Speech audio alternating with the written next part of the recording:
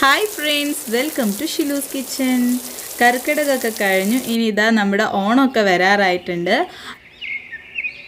അപ്പോൾ ഓണത്തിന് ഉണ്ടാക്കാൻ പറ്റിയ നല്ല അടിപൊളിയായിട്ടുള്ള ഒരു ബീട്രൂട്ട് പച്ചടിയുടെ റെസിപ്പി ആയിട്ടാണ് ഇന്ന് ഞാൻ വന്നിട്ടുള്ളത്. അപ്പോൾ വീഡിയോയിലേക്ക് പോകുന്നതിന് മുന്നേ നിങ്ങൾ ആദ്യമായിട്ടാണ് നമ്മുടെ ഈ ഒരു ചാനൽ കാണുന്നതെങ്കിൽ ഒന്ന് സബ്സ്ക്രൈബ് ചെയ്യാനും തൊട്ടടുത്ത ബെല്ലൈക്കണിൽ ഓൾ ഓപ്ഷൻ കൊടുക്കാനും മറക്കരുത്. അപ്പോൾ ശരി, നമുക്ക് നേരെ വീഡിയോയിലേക്ക് പോകാം. ഇതാ നമ്മളെ ബീട്രൂട്ട് ഞാൻ നന്നായിട്ട് തൊലിയൊക്കെ കളഞ്ഞ് ചതുര കഷ്ണങ്ങളായിട്ട് ഇതുപോലെ കട്ട് ചെയ്തെടുത്തിട്ടുണ്ട്. ഇനി ഇത് നമ്മളൊരു മൺചട്ടിയിലേക്ക് ഇട്ട് കൊടുക്കണം. അത് മുങ്ങാനും മാത്രമുള്ള ഒരു വെള്ളത്തിലാണ് നമ്മളിത് കുക്ക് ചെയ്തെടുക്കാൻ പോണത്. ആവശ്യത്തിനുള്ള ഉപ്പ് ചേർത്ത് കൊടുക്കണം. ഇനി ഇത് നമുക്ക് അടച്ചു വെച്ച് നന്നായിട്ടൊന്ന് വേവിച്ചെടുക്കണം. അപ്പം നമ്മൾ പച്ചടിയൊക്കെ ഉണ്ടാക്കുമ്പോൾ എപ്പോഴും മൺചട്ടിയിൽ ഉണ്ടാക്കുമ്പോൾ അതിനൊരു പ്രത്യേക ടേസ്റ്റ് ആയിരിക്കും.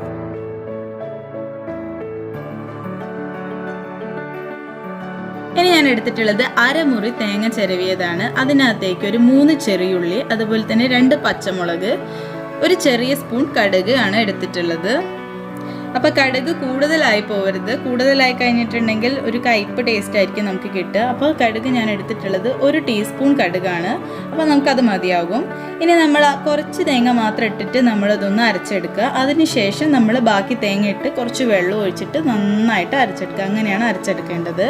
അപ്പോൾ ഈ ഒരു രീതിയിൽ അരച്ചെടുക്കുമ്പോൾ നമുക്ക് ചെറിയുള്ളിയും അതുപോലെ തന്നെ പച്ചമുളകൊക്കെ നന്നായിട്ട് അരഞ്ഞിട്ട് കിട്ടും. അല്ലാതെ ഒന്നിച്ച് അരച്ചെടുക്കുകയാണെങ്കിൽ ചിലപ്പോൾ നമ്മൾ ചെറിയുള്ളിയൊക്കെ അരയാതെ പോകും. അതിന് വേണ്ടിയിട്ടാണ് ഞാൻ ഇങ്ങനെ ചെയ്യുന്നത്. അപ്പോൾ ആദ്യം നമ്മളെ ചെറിയുള്ളിയും പച്ചമുളകൊക്കെ ഞാൻ അരച്ചെടുത്തിട്ടുണ്ട്. ഇനി ബാക്കി തേങ്ങയും കൂടി ചേർത്ത് കൊടുത്തതിന് ശേഷം ആവശ്യത്തിന് വെള്ളം ഒഴിച്ചിട്ട് നമ്മളിത് അരച്ചെടുക്കുകയാണ്.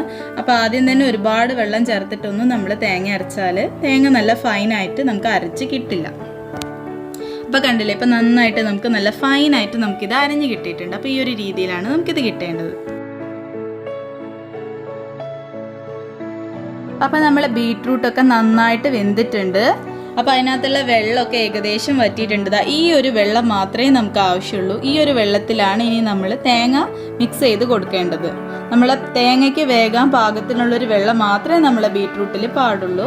അപ്പോൾ കൂടുതൽ വെള്ളമായി കഴിഞ്ഞിട്ടുണ്ടെങ്കിൽ നമ്മൾ തൈരും കൂടി ഒഴിക്കുമ്പോൾ നമ്മളെ പച്ചടീൻ്റെ ആ ഒരു കൺസിസ്റ്റൻസി നമുക്ക് കിട്ടില്ല. ഒരുപാട് വെള്ളം പോലെ ആയി പോവും. അപ്പോൾ അത് ശ്രദ്ധിക്കണം. അപ്പോൾ കുറച്ച് നമ്മൾ ഈ ഒരു തേങ്ങയുടെ അരപ്പൊന്ന് വേവാൻ പാകത്തിലുള്ള കുറച്ച് വെള്ളം മാത്രമേ നമ്മൾ ഈ ഒരു ബീട്രൂട്ടിൻ്റെ അകത്ത് ഇപ്പോൾ പാടുള്ളൂ. അപ്പോൾ അത്രയേ ഉള്ളൂ അതിനകത്തിപ്പോൾ. അപ്പം നല്ല കട്ടിയുള്ള തൈര് ഒരു 5 ടേബിൾ സ്പൂൺ ഞാനിപ്പോൾ ഇതിനകത്തേക്ക് ചേർക്കുന്നുണ്ട്. ഇനി നമ്മളിത് ജസ്റ്റ് ഒന്ന് മിക്സ് ചെയ്ത് കൊടുക്കുക. ഒന്ന് ചൂടാക്കാനേ പാടുള്ളൂ, തിളപ്പിക്കാൻ പാടില്ല. നമ്മളിപ്പോൾ കറിവേപ്പിലയും കൂടി ചേർത്തതിന് ശേഷം നമ്മളിപ്പോൾ ഫ്ലെയിം ഓഫ് ചെയ്യണം. ഈ ചട്ടിയിൽ ആ ഒരു ചൂടിൽ അതങ്ങനെ കായ്ക്കോളും. അപ്പോൾ കണ്ടില്ലേ, നല്ല പാകമായിട്ട് നമുക്ക് കിട്ടിയിട്ടുണ്ട്. വെള്ളമൊന്നും കൂടി പോയിട്ടില്ല. അപ്പോൾ നമ്മൾ തേങ്ങ ചേർക്കുന്ന സമയത്ത് ഒരുപാട് വെള്ളം ഉണ്ടെങ്കിൽ നമുക്ക് ഈ ഒരു പാകത്തിന് ഇത് കിട്ടില്ല.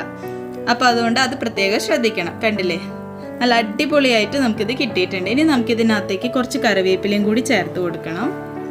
അപ്പം നമ്മൾ തൈര് എടുക്കുമ്പോൾ എപ്പോഴും ആവശ്യത്തിന് പുളിയുള്ള നല്ല കട്ടിയുള്ള തൈര് വേണം എടുക്കാൻ. നമ്മൾ വീട്ടിലുണ്ടാക്കുന്ന തൈരാണെങ്കിൽ അതായിരിക്കും ഏറ്റവും ബെസ്റ്റ്. ഇനി ഇത് നമുക്ക് സെർവിങ് ബൗളിലേക്ക് മാറ്റാം. അപ്പോൾ കണ്ടില്ലേ, നല്ല പാകത്തിനുള്ള കട്ടിയിലാണ് നമുക്കിത് കിട്ടിയിട്ടുള്ളത്. നല്ല അടിപൊളിയായിട്ടാണ് കിട്ടിയിട്ടുള്ളത്.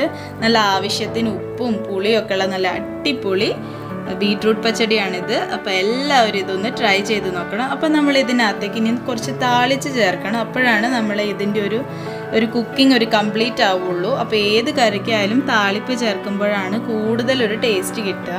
അപ്പം ഞാൻ ഇതിനകത്തേക്ക് ഇനി വറ്റൽ മുളകും അതുപോലെ തന്നെ കടുകും ഇട്ടിട്ട് ജസ്റ്റ് ഒന്ന് താളിച്ച് ചേർക്കാൻ പോവാണ്.